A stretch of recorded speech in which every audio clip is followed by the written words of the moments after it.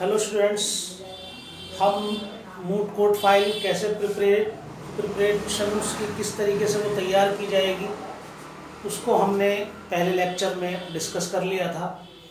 अब ये क्वेश्चन होता है कि भाई किस तरीके के क्वेश्चंस एग्जामिनर के द्वारा पूछे जाएंगे जब मूट कोड का वाइवा होगा। ठीक है, तो इसमें कुछ क्वेश्चंस हम देख लेते हैं कि जनरली उस टाइप के क्वेश्चन पूछे जाते हैं। जैसे पहला क्वेश्चन कि क्या किसी व्यक्ति ने बेलेबल ऑफेंस किया है। ठीक है, बेलेबल ऑफेंस किया है तो क्या इस व्यक्ति को विदाउट वारंट अरेस्ट किया जा सकता है। ठीक है, इस पर्सन को विदाउट वारंट अरेस्ट किया जा सकता है। तो इसके लिए जो प्रोविजन है वो सेक्शन 42 में। ठीक है, अगर किसी व्यक्ति ने बेलेबल ऑफेंस किया है तो जनरल रूल क्या है कि उसे विदाउट वारंट अरेस्ट नहीं किया जाएगा। लेकिन इसमें कहा गया है कि विदाउट वारंट भी अरेस्ट किया जा सकता है अगर वो अपना नाम नहीं बताता या अपना रेजिडेंस बताने से इनकार कर रहा है, या पुलिस ऑफिसर के पास पुलिस ऑफिसर को ऐसा लग रहा है कि युक्तियुक्त रूप से ये जो बता रहा है नेम या रेजिडेंस ये गलत है। तो ऐसी स्थिति में सेक्शन 42 कहता है कि बेलेबल ऑफेंस का अपराधी को भी जो है गिरफ्तार किया जा सकता है। अब नेक्स्ट इसमें क्वेश्चन ये किया जा सकता है कि क्या प्राइवेट पर्सन किसी व्यक्ति को अरेस्ट कर सकता है। तो इसका जवाब मिलेगा सेक्शन 43 में। सेक्शन 43 में यस, प्राइवेट पर्सन भी अरेस्ट कर सकता है। ठीक है, कब? जब उसकी प्रेजेंस में किसी व्यक्ति ने क्या किया हो, नॉन बेलेबल ऑफेंस और कॉग्निजेबल ऑफेंस। जब उसकी उपस्थिति में नॉन बेलेबल ऑफेंस या कॉग्निजेबल ऑफेंस किया हो, या वो क्या हो, पीओ प्रोक्लेम्ड ऑफेंडर हो। ठीक है, तब वो व्यक्ति उसको प्राइवेट पर्सन भी ऐसे व्यक्ति को अरेस्ट कर सकता है। एक क्वेश्चन ये बनता है कि क्या मैजिस्ट्रेट किसी व्यक्ति को अरेस्ट कर सकता है। ठीक है, इसका जवाब मिलेगा सेक्शन 44 में। यस, वो कहता है कोई एग्जीक्यूटिव मैजिस्ट्रेट या कोई जुडिशियल मैजिस्ट्रेट यदि उसकी प्रेजेंस में और उसके लोकल जुरिस्डिक्शन में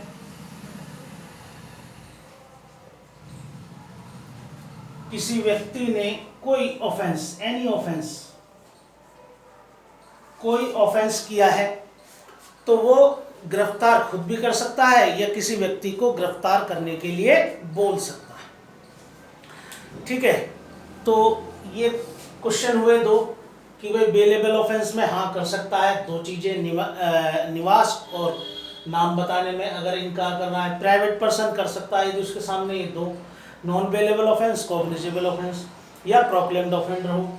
मैजिस्ट्रेट यस, उसके सामने यदि किसी व्यक्ति ने उसकी उपस्थिति में कोई भी ऑफेंस किया है तो।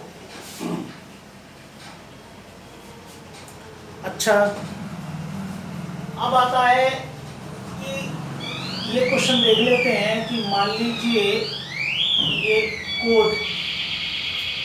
कोई कोर्ट कितना सेंटेंस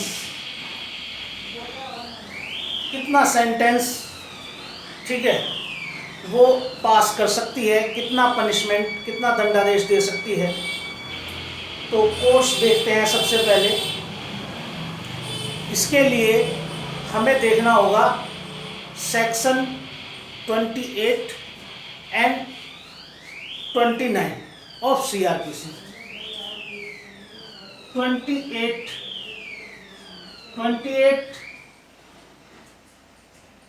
हाई कोर्ट सेशन जज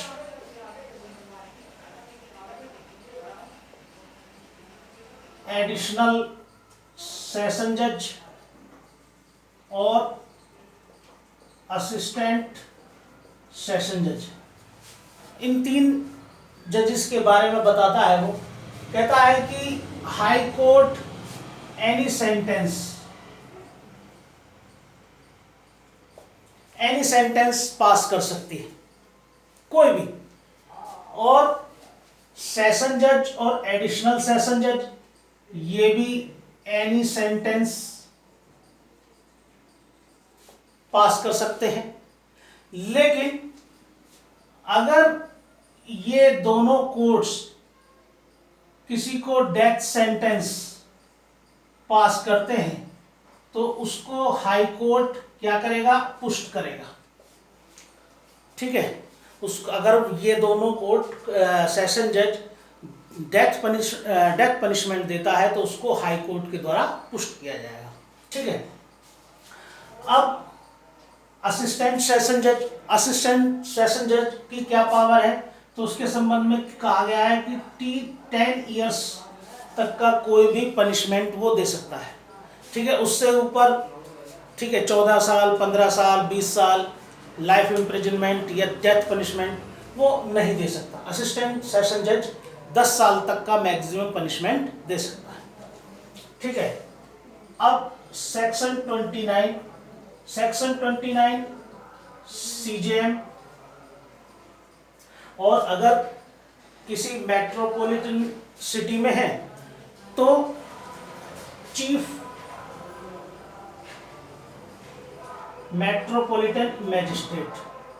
ठीक है, ये कितना पनिशमेंट दे सकता है, ये 7 साल तक का कोई भी पनिशमेंट दे सकता है। दूसरा, कोई फर्स्ट क्लास मैजिस्ट्रेट, ठीक है, या ये कह लो मेट्रोपॉलिटन मैजिस्ट्रेट, ये कितना पनिशमेंट दे सकते हैं, ये दे सकते हैं 3 साल तक का कोई भी पनिशमेंट। ठीक है, और या 10,000 रुपये का, ठीक है, फाइन। ठीक, 10,000 रुपये तक का फाइन या 3 साल तक की सजा इनको देने की पावर है। Next, second class magistrate. Second class magistrate 1 साल तक की सजा और 5,000 रुपये तक का जुर्माना, 5,000 रुपये तक का फाइन ये दे सकता है। ठीक है, तो सीआरपीसी के सेक्शन 28 और 29 इनमें कोई कोर्ट या कोई मैजिस्ट्रेट कितना पनिशमेंट दे सकता है मैक्सिमम, उसके संबंध में ये बताया गया है कि ये इतना पनिशमेंट दे सकते हैं। हाई कोर्ट कोई भी पनिशमेंट, सेशन जज एडिशनल सेशन जज कोई भी पनिशमेंट, अगर डेथ पनिशमेंट देता है तो उसको पुष्ट कराना होगा। असिस्टेंट सेशन जज 10 साल तक का, सेशन जज या चीफ मेट्रोपॉलिटन मैजिस्ट्रेट ये दोनों 7 साल तक का, फर्स्ट क्लास मैजिस्ट्रेट या मेट्रोपॉलिटन मैजिस्ट्रेट 3 साल तक का या 10,000 रुपये तक का जुर्माना, सेकंड क्लास मैजिस्ट्रेट 1 साल तक का पनिशमेंट और 5,000 रुपये का जुर्माना। ये प्रोविजन हमने देखा। अब एक और क्वेश्चन पूछा जा सकता है, वो है एंटीसिपेटरी बेल। एंटीसिपेटरी बेल, अग्रिम जमानत। अग्रिम जमानत, एंटीसिपेटरी बेल, ये यहां से क्वेश्चन पूछ लेता है कि एंटीसिपेटरी बेल कहाँ है, सीआरपीसी के सेक्शन 438 में, ठीक है। इसमें क्या है कि किसी पर्सन के ऊपर नॉन बेलेबल ऑफेंस इसकी एफआईआर कराई गई किसी पर्सन के संबंध में, ठीक है। और कि किस लिए कि इस पर्सन को अरेस्ट किया जा सके। नॉन बेलेबल ऑफेंस की एक एफआईआर लिखाई गई कि इस पर्सन को अरेस्ट किया जा सके। तो इस पर्सन के संबंध में ये सेक्शन 438 कहता है कि ये एप्लीकेशन दे, अगर इसको लगता है, कहाँ देगा, कोर्ट ऑफ सेशन और हाई कोर्ट, किसी भी कोर्ट में, कोर्ट ऑफ सेशन या हाई कोर्ट में क्या देगा, एप्लीकेशन दे कि उसको जमानत पर छोड़ दिया जाए। किस लिए कि उसको जमानत पर छोड़ दिया जाए। तो कोर्ट ऑफ सेशन या हाई कोर्ट वो देखेंगे कि इस पर जो ऑफेंस लगाया गया है, अगर उसको एंटीसिपेटरी बेल देने के संबंध में कुछ चीज़ें वो कंसीडर करते हैं। पहला कि जो उस पर एक्यूजेशन लगाया गया है वो उसका नेचर कैसा है। दूसरा कि किसी कॉग्निजेबल ऑफेंस के संबंध में क्या उसको प्रीवियस कन्विक्शन पहले भी हुआ है या नहीं, और उसकी पॉसिबिलिटी किससे, फ्ली फ्रॉम जस्टिस, न्याय से भागने की उसकी संभावनाएं, और कि एक्यूजेशन जो लगाया गया है क्या उसका ऑब्जेक्ट उसको इंजरी करना है, उसको क्षति पहुंचाना है या उसका अपमान करना है, ठीक है। इन सब चीज़ों को देखने के बाद में वो कोर्ट ऑफ सेशन या हाई कोर्ट इस एप्लीकेशन को या तो तुरंत रिजेक्ट कर देगी या उसको इंटरिम ऑर्डर पास कर देगी। किसके लिए, एंटीसिपेटरी बेल के लिए। एंटीसिपेटरी बेल इसमें इसको मिल जाएगी। तो 438 में क्या है, प्री अरेस्ट बेल, ठीक है। और 437 में पोस्ट अरेस्ट बेल, ठीक है। जनरल रूल तो ये है कि जब आपको अरेस्ट कर लिया जाएगा तब आपकी जमानत के संबंध में प्रोविजन अप्लाई होंगे। और 438 में आपको लग रहा है कि भाई आपका राजनीतिक कैरियर बर्बाद करने के लिए या समाज में आपकी व्यवस्था, आपका जो सम्मान है उसको गिराने के लिए, ठीक है, आपको जानबूझ करके किसी केस में फंसाया जा रहा है या आपको अरेस्ट करा करके आपका सम्मान पर ठेस पहुंचाई जा सके ताकि आपका कैरियर उस संबंध में खत्म हो जाए। अगर ऐसी संभावना है तो 438 में प्री अरेस्ट बेल या एंटीसिपेटरी बेल का प्रोविजन है, वहाँ पर जाकर के आप कोर्ट ऑफ सेशन या हाई कोर्ट से बेल मांग सकते हैं, ठीक है, कि आपको जमानत पर छोड़ दिया जाए।